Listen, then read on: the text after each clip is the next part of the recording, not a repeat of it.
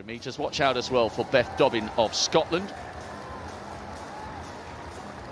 European finalist, semis in Doha and in Tokyo last year. Dobbin will go in 4. Well, this is Aminaf Mohammed, just 17 years of age, on the outside. A really tough lane for her, with the likes of Thompson-Herah coming through from the inside. Such a young, inexperienced athlete that hopefully she'll really soak it up. Isila Outcook of Papua New Guinea, PB earlier this season. She's gone inside 25 seconds and will need another PB to get anywhere close to the shake-up. This is Justina Becher, semi-finalist in Eugene over the 2. PB in Japan for that 22.7. 24-year-old coming into her very best form. Mauricia Prieto studies at the University of Alabama, national champion for Trinidad and Tobago. Just off the podium in the Pan Am Games with 3 of her teammates in the 4x1. She's gone inside 23 seconds, but not this season. Now listen to the reception for Great Britain's and Scotland's Beth Dobbin.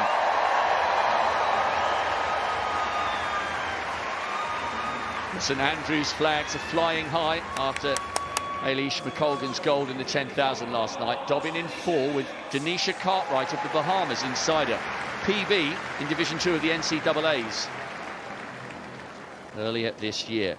And now to the Olympic champion and the newly crowned Commonwealth champion over 100 metres. We've had a lot of the women's finalists from last night not starting. Not the case for Thompson-Herah, fully embracing the Commonwealth experience. And the championship is richer, much richer for her participation. Thompson-Herah of Jamaica in 2, Cartwright Bahamas in 3, Dobbin Scotland 4, Prieto Trinidad in 5, Becher Australia 6, Apcup Papua New Guinea in 7, Mohammed the Maldives in lane 8. Excellent qualification so far. And Bomber 23.2, Das 23.4, White Jamaica 23.6, and Afili from Nigeria 22.71. What will we see here from the newly crowned 100-metre champion Thompson-Herah in lane 2, 5th heat of the 200 metres. Set. An expectant hush around the stadium. You can hear a pin drop. Thompson-Herah has Cartwright to chase. Going well is Becher, coming round that bend with Beth Dobbin also in the mix for one of these top 3 automatic places. But Thompson-Herah is floating down the track. Dobbin closing in on Becher. Herah jogs across the line. Dobbin second, Becher third, 22.80.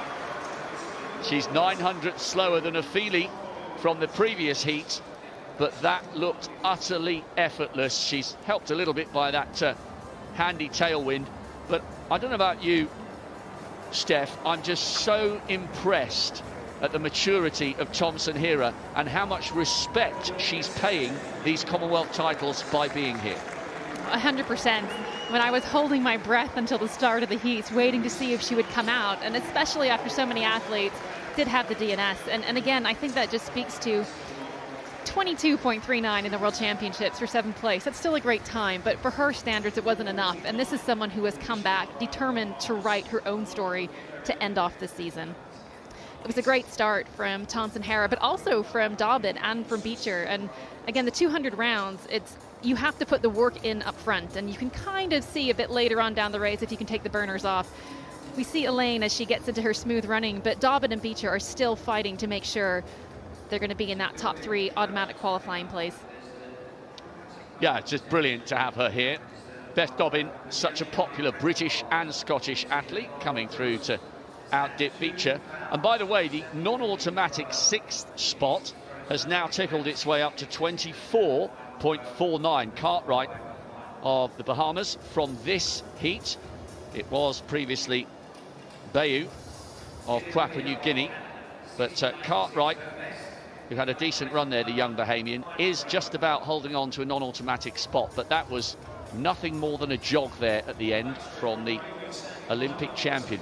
I think she's just determined to race as much as she can when she's feeling fit, because despite the fact that she's a quadruple individual Olympic champion, not even bringing into account the relays, over the years intermittently she's had a torrid time with all sorts of injuries, and she's obviously come here feeling like she's in the mood, feeling like she's in the groove.